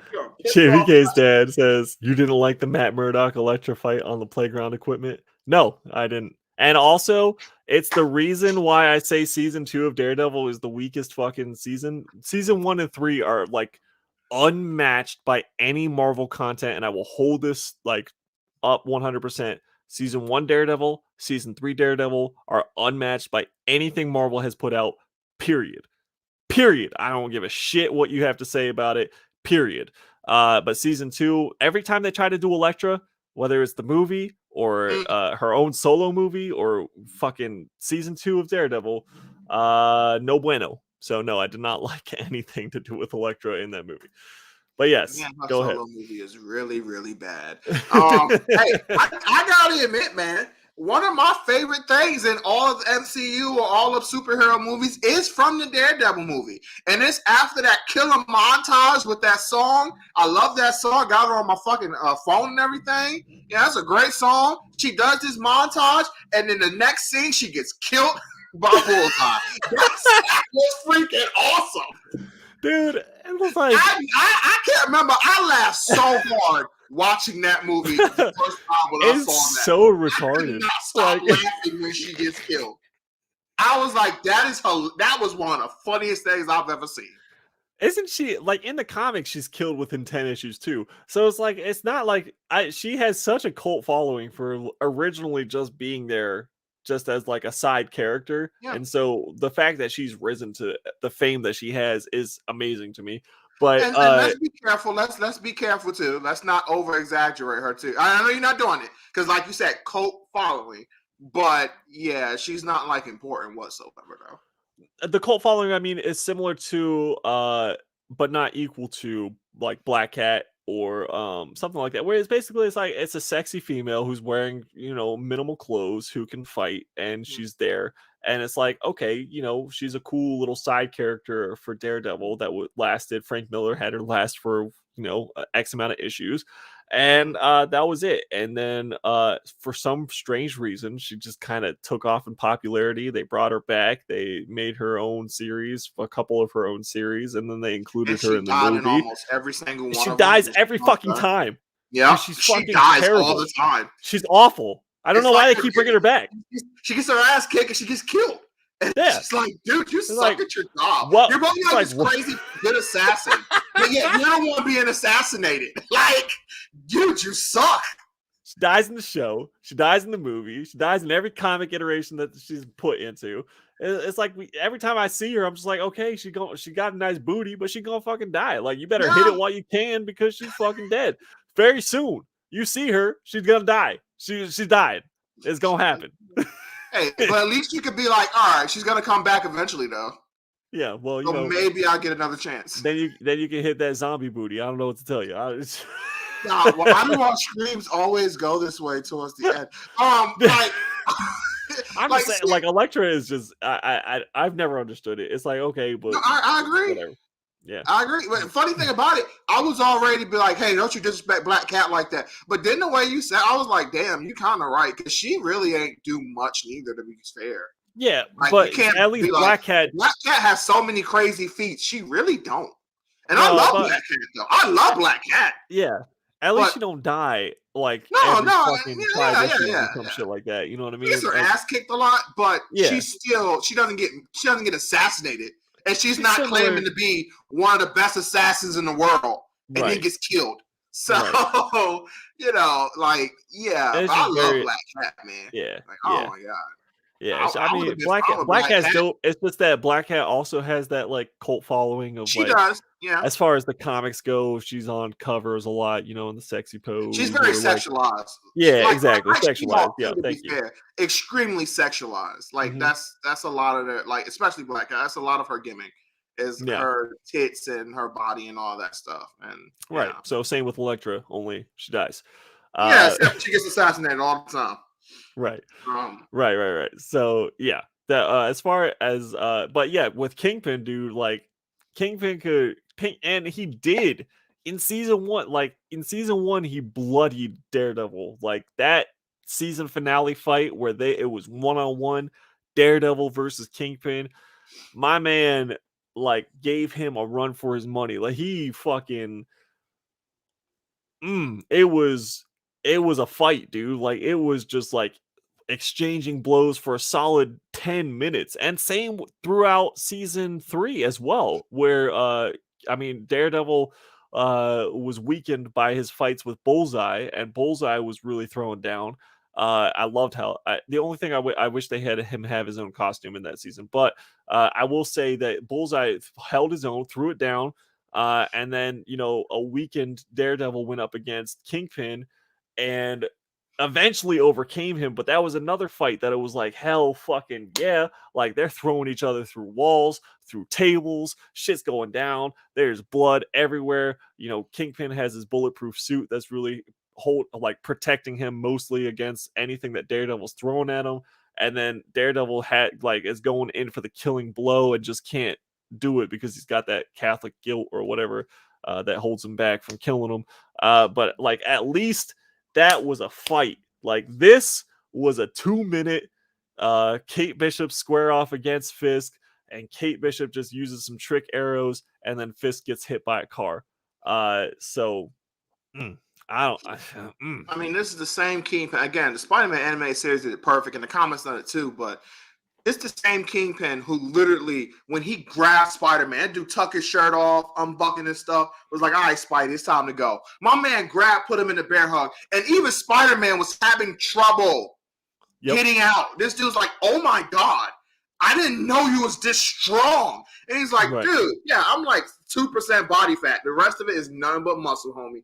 And even Spider-Man, who is strong as fuck, was like, oh God, get this man off me. Yeah. But a teenage girl. JVK's dad says back in the day, her first death was pretty shocking because they rarely showed imagery like that in the comics back then. Just stuck like a pig and bled out. She dies off panel. If she dies off panel, nobody would have cared. That's true. Frank Miller was not the one to shy away from R-rated comic content. In fact, I would almost say that Frank Miller popularized that type of content in comic books. I would go that far to say that he started making it more adult between what he did with Batman and his like restart and refresh with Batman, what he did in Daredevil, and then his various other contributions to comics. I think it's fair to say that he really like gritted it up with comic books. I mean, obviously there were some other things going on too, but I think he like to take some popular stories like that and to really like get down into some gruesome shit. I don't think comic books would have gotten as far as they have today as quickly without Frank Miller. So yeah, I think he did step the game up as far as that goes.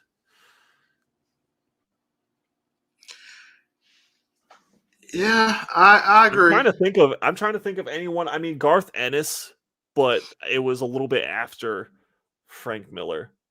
I would say Garth I Ennis is another one that was like that came into the game and like gave us some really dark material, but Frank Miller I think was among the first to really fucking change the game that way. like I'm really having problems getting past not even the king, You still stuck on but King. more importantly, the fucking widow situation of her holding her own against a widow. That is disturbing me even more because At least that wasn't a one-on-one. arrows, right? She's shooting Yeah. arrows, so it's like okay, whatever. Even though Kingpin should have not been jobbed out by Kate Bishop, but still, No. at least there's arrows and everything, and she ain't like running up on my man and just like giving him a 2-piece and a fucking side order of fries. You know what I'm saying? Just cooking this man. But the fact that she is like holding her own against a widow is just disgusting. Yeah. That right there is the biggest.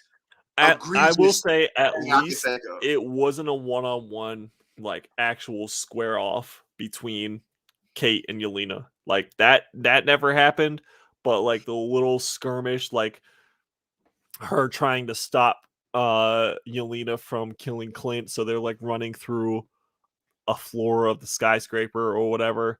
I mean Yelena does eventually like win, break away and get out, but Kate does hinder her enough that Clint is able to get away or, you know, survive, live, whatever. But it was just, help me out, dude. Because honestly, I think Kate Bishop freaking sucks. I mean, help me out, bro. You think I'm wrong? No. From what? So did you read the Matt Fraction Hawkeye? I did read it a whole lot of it. I read a lot of it. Yeah. Too. Yes. So they did a lot of role reversal. Yeah, they did between the book and the show. Yeah, because like you said, she's way more like mature. Yeah, and he's a lot more like childish in a lot of ways. Yeah, in the books for sure, and he's more like just kind of like carefree. I should say, punk, not childish. Yeah, more carefree and punk rock. Like he don't, you know, kind of like the don't care. I'll do fuck you. You can't. No, I won't do what you tell me type of thing. Like that's man. Yeah, so that's him as far as like in the comic books. In the show, he's a lot more like I'm an Avenger. I'm very like, you know, I am militarized. I almost in a way like, and Kate is the one that's like, we should have some fun. We should do this. I'm just gonna go off on my own and do this. I'm just gonna keep calling myself an Avenger and Hawkeye's partner until he finally accepts me as one of them. Type of thing. And so if I was the Hulk, or if I was Captain Marvel, because I don't know, whichever one of those two is you quote unquote in charge of the Avengers now, whatever you want to call it. If I'm Captain Marvel, I'm literally flying down from space. I'm saying, give me your Avengers card, Clint. Give me your fucking card. I'm gonna take it from you. Give me your card. I'm gonna get that card. I'm gonna destroy it right in front of them, and I'm gonna say you're not allowed to do anything Avenger wise. I'm gonna have a camera crew show up, and I'm like, this man is no longer an Avenger. He does not represent anything we do. He can do his own thing. Good luck to you in your future endeavors. But don't you ever call yourself an Avenger, because if you do, I'm gonna come down here and snap your neck. Bingo. See you later. I gotta go kill some aliens and whoop some ass in space. And then I would have flew my ass away and took care of business. Because this man is a bitch. He loses to every episode. You telling me my man losing? Yeah. He lost like every fight in his own series. Yeah. Who loses pretty much all the big fight? Every big fight he had in the series, he lost. Who does that? Who does that? I don't know. Bitch Eye. That's who does that. Bitch Eye. Oh shit. And then I was worried that they was gonna kill Grills in the show. I think I mentioned that to you before too, because they in the series they kill my man on the rooftop. Kazi comes up and just puts a bullet right in his brain. And in the show, Grills is played by a black dude. I was like, please don't let the first guy die be a black man. I was like, please don't kill the black guy first. Like the whole time I'm thinking, like, because there was a little funny, like the LARPers helped at some point Clinton and Kate to try to stop some of the tracksuit mafia. It was a little bit of like comedic relief that was in there. And then they bitched out fucking Swordsman and used him as comedic relief too by having him join the LARPers and help fight the tracksuit mafia, which they did him so dirty too. But like I was less mad about that because like we had already established that he obviously was not going to be the person that he was in the comics. Like he like name only and that's it. But then when Grills like started fighting, I was like, oh no. Like they just gotta kill my man. Because he's the black guy. I was like, no, please. But luckily he did survive, thankfully.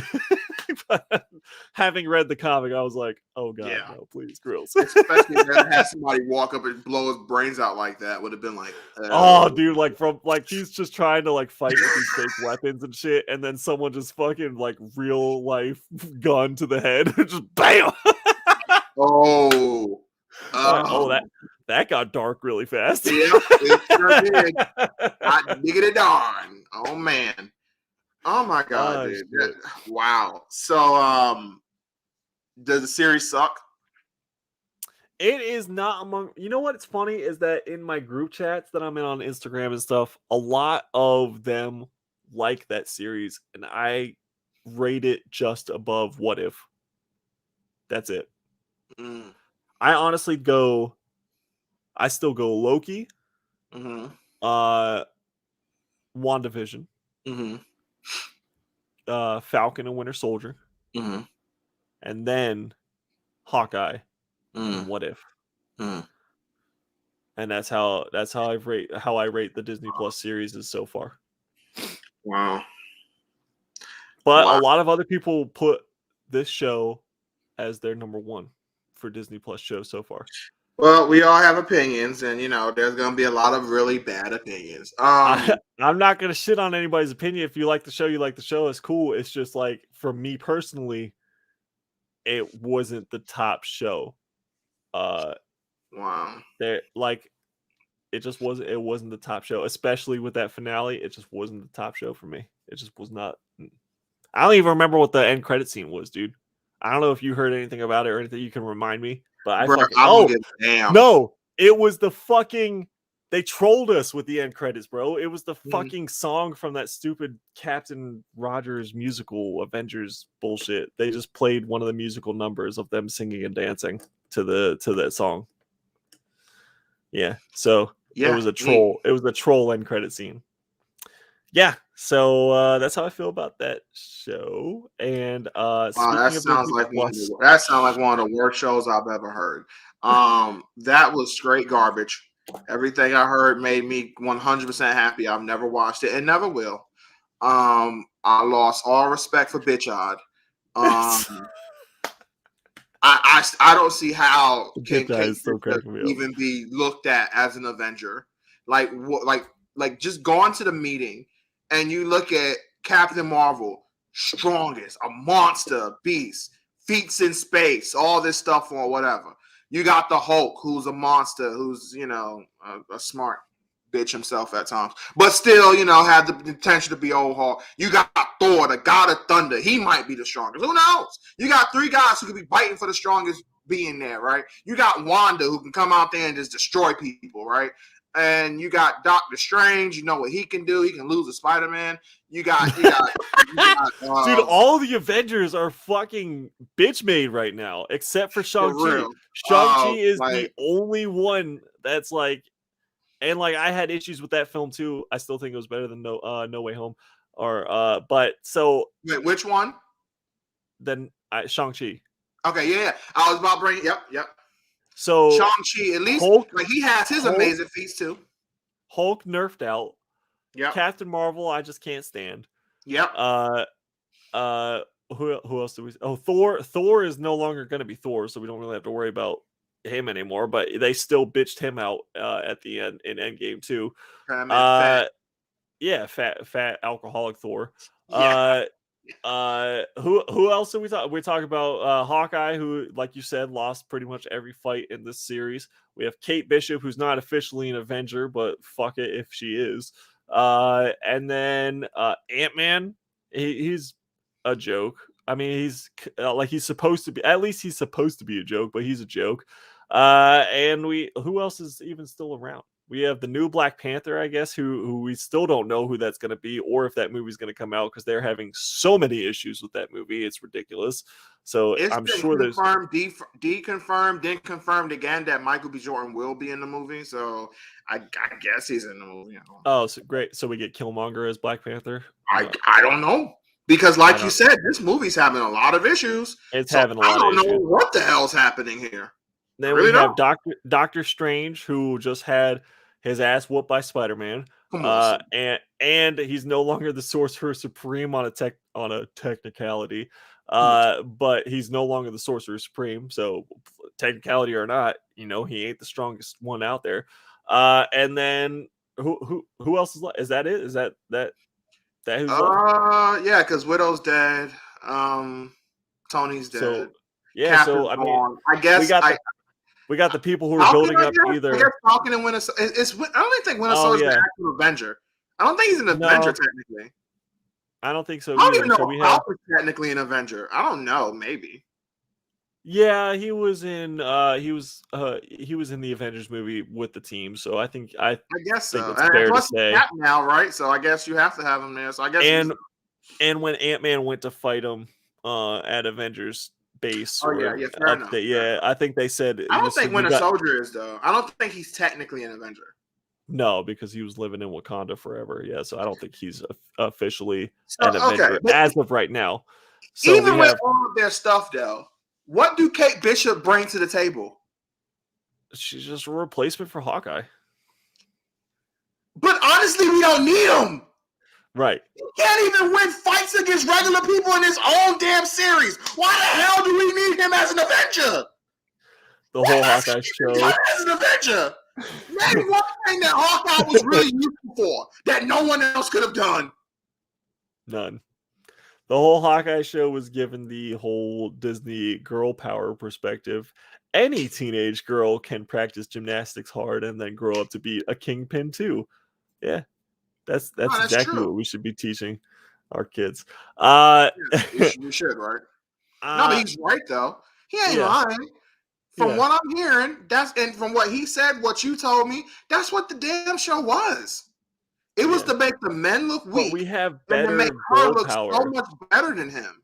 We have better girl power than that. I don't really care about the man or woman who looks strong. I don't give a fuck. My problem is though, this is supposed to be Hawkeye's show, and he got his ass in every major fight. How am I supposed to take him serious? What if shitted on him? They made him completely useless, and even had Wanda, even had Natasha look 10 times more important than he was. Did his job better than he did while he was dead. And she's like, "Yeah, I can do this. We don't need him." R.I.P. Hawkeye. R.I.P. Like, what is he useful for? Pour one out for the homie. Yeah, pour one out for the homies. I would do that, but I'm not putting water on my fucking floor right now. Like, what is he useful? Like, what is he an Avenger for? I want people to tell me what the hell is Hawkeye even useful for? You can't tell him. Just like Green Arrow. What the fuck was he in the Justice League for? You know what I mean? Who? Green Arrow. What the fuck was he in the Justice League for? At least he has money. At least he can go out and like buy stuff. You don't ever have to worry about as far as the money goes with Hawkeye, he got that shit in a shady way. I don't know if you paid attention to that part in the comics, but he definitely pulled some shady, like maybe not so cool for the Avengers shit to get that money.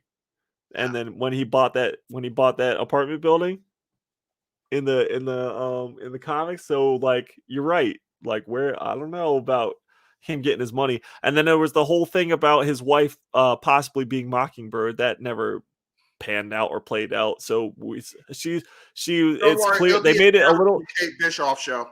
Yeah, they made it a little more clear that she was a part of Shield. So she's an agent of Shield, or she worked for Shield, or she did something to do with Shield, but they never really said what or what. And I'm thankful for that. I said last time that we were on the air that I would be furious if that's Mockingbird, like that's the stupidest bullshit that I've ever would have heard, all those rumors We and waited shit. like damn near 10 years before we, If you were stupid enough to speculate on Marvel Team Up 95, fuck you, you're an idiot, because that is like, it just made no sense. These rumors came out of nowhere. Oh, she's Mockingbird. Like, how did you jump to that conclusion? There was absolutely no evidence. There was nothing. Like, she was some kind of an agent. I can give you that much. She worked for Shield. Okay, I can see that. That's where Hawkeye met her. Cool, awesome, that's great. Mockingbird though, like, where the fuck did you come to that conclusion?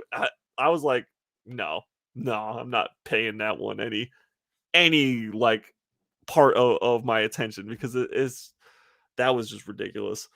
But yeah, I'm glad that they just kind of passed that one off. Wow. But yeah, I'm with you. It's a shame, because again, in the comic that me and you read, we definitely do need to do a review on it. Cam, you can fight me, because Chris agrees with me. He says I'm only here to comment that James's opinion is wrong on Spider-Man. No, my opinion is not wrong, but it is my opinion. No. So in my own bias, in my own bias, my opinion is not wrong to me. It could be wrong to you, but it's not wrong to me. Right. And an opinion cannot be wrong. It's an opinion. It's not a fact. It's what a person thinks, homie. So you can't be necessarily wrong. Like, you can't say somebody's opinion is wrong. You can say you disagree with it. You don't agree with their opinion, but you can't say it's like flat out wrong, because that makes it like a fact, bro. It's just what we think. Cam's the homie. I know he's just messing with me, so he's a cool dude. But yeah, so that was Hawkeye, and then as far as moving forward with Disney Plus, allegedly we're getting Moon Knight next. Which I thought we were getting She-Hulk next, but there are a lot of rumors circulating that we are getting Moon Knight. Yeah, I thought She-Hulk was next. Yeah, I thought so too, but there's a lot of speculation that we're getting Moon Knight, and I think I've just been kind of speculating in my own little head. So please do not take this as financial advice or anything like that. I think that there is a secret buried in Moon Knight, and that's why we have not seen much promo for it. I think they're like really keeping it under wraps, because they're bringing back a character. What's wrong with this? Batman is going to show up to team up with Bat Knight, and they're going to get it going. There we go. Oh my God, Batman is showing up in Moon Knight. So Batman and Bat Knight teamed up together finally. The two people who are very much the same are going to team up. One's crazy, they're both crazy. And they're going to team up. They're going to go fix the cups and take care of everything. They're going to save everybody. And they're going to boss them. Oh my God. Batman confirmed in the MCU. You heard it here first. I think it's going to be Punisher. That they're going to bring Punisher back. That makes a lot of sense. What's that? I said that makes a lot of sense, actually. Yeah. Yeah. And it could be a really, really cool team up. That'd be cool as shit. It says She-Hulk is being delayed so they can add more scenes of Matt Murdock catching things. Bro, don't even get me started about Matt Murdock's cameo in Spider-Man, because that was one thing I left out. I left it out out of respect for Daredevil, but that was some stupid shit too. But anyways, Moon Knight, I think, dude, you threw me off my train of thought with that shit, because I got mad all over again. But Moon Knight and Punisher, I think if we are really getting Moon Knight in February, and they really haven't released a trailer all the way up to now, January 4th, I think it's because they're hiding a major character, and they don't want leaks happening. Like, so many fucking leaks happen with Spider-Man. So I think it's to bring back a major character. If it's not Punisher, which Punisher makes the most sense, then it's going to be someone else that they're bringing in. So guys, if you are speculating on stuff, if you are buying comic books, as far as that kind of stuff goes, think back to your Netflix shows, start investing in Luke Cage, start investing in Iron Fist, start investing in Punisher again, because I honestly think that is a route that they could take with this show. Because honestly, what the fuck else are they gonna do? Werewolf by Night? Like, okay, we're gonna bring Jack Werewolf in. Yeah, we can. God damn it! I knew someone was gonna say Mephisto. It's not Mephisto.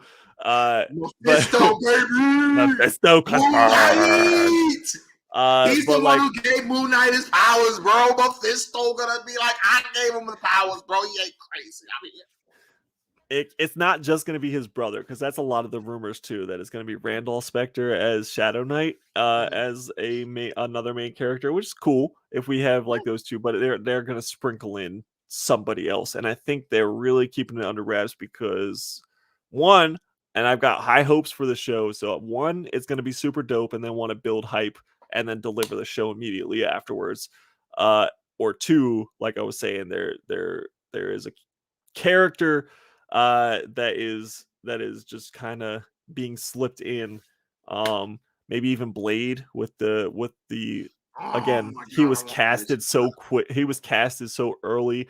We got that like brief little whatever at the end of Eternal, so maybe Blade shows up in Moon Knight, because they are dealing with some supernatural stuff, so that would be kind of dope. uh that's kind of where my mind is at, as far as that goes. So James is Mephisto with all that hate in his heart for Spidey. Mephisto had hate in his heart for a lot of shit. He was he's the devil, so I mean, yeah, I'm about to say that's kind of his job. yeah, To so hate people, or hate bring things, and bring be Mephisto in obsessed with power. with Ghost Rider. Fuck Mephisto with everything else. Bring Mephisto in with Ghost Rider. JBK's dad says actually you might be on something with Werewolf by Night. I think that's kind of like where a lot of hype is going right now, is Werewolf by Night being involved with the show.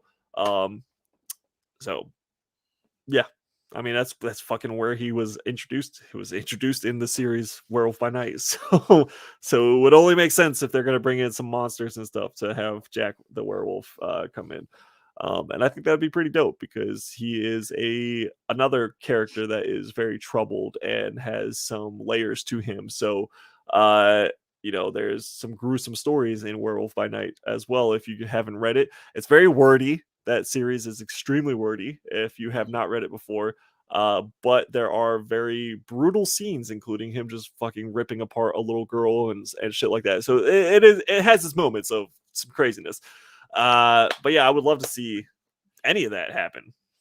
Man, Especially even if the it's just for ripping. one episode, I would love Blade to show up and they do like an Mm. episode where they're fighting vampires or something.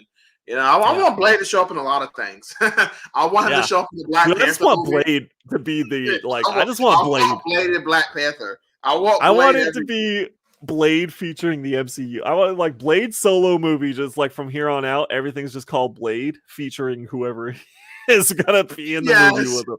Just give me Blade. Blade. Blade Just featuring that's it. Siri, the new Black Yeah. Panther. Blade featuring whoever. I don't even care. Just have him there. Blade with the help of the Avengers. Like that's the next Yeah, movie exactly. title. Blade featuring the X-Men. Then my girl Psylocke can show up. That's who else I want. I know it's no reason for her to be there. I want Psylocke in Moon Knight so I can see her. Yeah, they did have because I think that's the comic book that's blowing up. I've been away from Instagram for like 3 weeks, so I can't remember. Like I have to relearn some of my numbers and stuff, but I'm pretty sure that whatever the new Werewolf by Night series is also blowing up, because they think that's the one that's going to be in Moon Knight. So if that's the case, that's the case. We still get a version of Werewolf by Night. I think that would be dope. But yeah, I mean, this is the perfect place to kind of like, we've already hinted at, vampires, we've hinted at monsters. So this would be the perfect show to kind of bring all that into fruition. And then I think there were also rumors that Dane Whitman is coming back for this show, so we're going to get another appearance of him. And if that is the case, then you can 100% count on Blade coming in, since they had their little thing together at the end of Eternals. So that's where my head is at. That's where my head's at. Yeah, you We'll know what? see. Since Moon Knight is like a psychopath, like I Yeah. mean, well, he's clinically insane.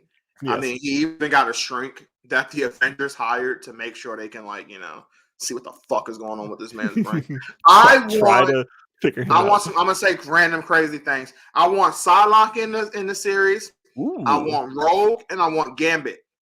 And I want Wolverine, everyone's favorite X-Men. I want those four in the series. Now you're going crazy. I know. That's the point. He's crazy. I'm crazy too. I wear a fucking Santa Claus suit. What now? But I do want. I really just want to see Psylocke and Rogue. Really. Yeah. Really and Rogue could Psylocke in the Psylocke would be dope. Yeah, with the New Mutants film, I was not a fan of how they did Psylocke. Me neither, man. Yeah, man. No, I could have passed on that whole movie. Like, seeing what's her name in the shower, I was just like, because like watching her grow up as an actress on Game of Thrones when she was a kid, it was weird to see her having like a nude scene in New Mutants. Like, it felt so out of place. And like almost like I shouldn't be watching it because like body shape wise, this girl has not changed much. I hate to. I don't want to be mean. I don't want to body shame this girl. I know what you mean. She's a woman, and I know that now. But like honestly, like she looks very similar to how she did as the kid actress on Game of Thrones. So it was weird watching that movie. But maybe because I'm getting older. It is Game of Thrones. We've had that conversation too. That we're getting older, and like 20-year-olds are looking like children now. So, yeah. So, that was weird, and that whole movie should have been scrapped. That movie should have been scrapped. Fucking Phoenix should have been scrapped. Yeah, it was just. Ian says body shamer. I'm not trying to body shame the girl. That's what I just said. She just looks exactly like she looked when she played a 12-year-old on Game of Thrones. So it was just very weird to see that. Man ain't body shaming. He's saying he's not into little children. Shit. Yeah. I want Rom. Oh, yeah. JBK's dad says he wants Rom. That would be a cool place to introduce Rogue too. We get Rom Space Knight series. Someone else was telling me in a group chat they want to see a super villain team up show between Namor and Doom eventually come to Disney Plus. I think that would be dope. Awesome. Yeah. If we get that would be so fucking fun. If we do get Namor and Black Panther, I think that would be a fun next step for that to kind of go into like a little super villain team up show. I think that would be fun. Plus, of course, Doom has to ask him, "What's up with the Speedos, bro?" And they have to have like a philosophical conversation about Speedos. They're gonna give him the full wetsuit. I wish they would have him come out in the Speedo, but they're gonna give him the full black wetsuit. Gotta have it. Got to. Ian says, I just got in. I have no idea what we're talking about. I was talking about a New Mutants when What's-Her-Face has the shower scene. We're just talking about how we didn't like New Mutants at all. But yeah, that part was just, that could have been cut. The whole movie could have been cut, but that's one of those things where it's not like, oh, it's just hated by fans, but it was successful. No, it flopped. Yeah, it flopped. Which everybody knew it was too. Like we knew it was, but everybody was like, "This movie's gonna suck." So it's just like, why even deal with it? Yeah, Micronauts would be a good Disney Plus. Micronauts would be interesting. I was never like super into Micronauts. I'm gonna be honest with you, but like, or what do they call it? Like the Heroes of Inner Space or whatever it was. So I was never like super into Micronauts. It would be interesting, maybe as like an animated kind of like side project type of thing, but not like a serious part of the MCU, in my personal opinion. I was just never the biggest fan. So, but yeah, so that's basically our pop culture recap. We went a little longer today to make up for not having a show the last 2 weeks. I don't think there's anything else to add.